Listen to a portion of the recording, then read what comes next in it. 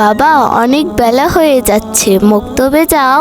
মা আমাকে একটুও ভালোবাসে না, আজকেও আমাকে টাকা দিল না। লা ইলাহা ইল্লাল্লাহু মুহাম্মাদুর রাসূলুল্লাহ। লা ইলাহা ইল্লাল্লাহু মুহাম্মাদুর রাসূলুল্লাহ।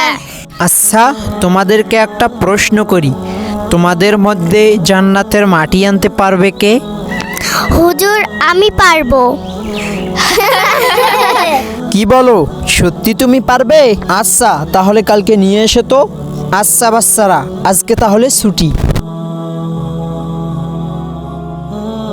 মা মা দরজা খোলো।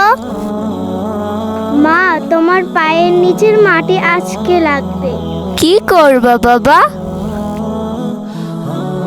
হুজুরও তো বললো মায়ের পায়ের নিচে জান্নাত, তাই আমি মায়ের পায়ের নিচ থেকে মাটি নিয়ে আসলাম। হুজুর, এই নিন জান্নাতের মাটি।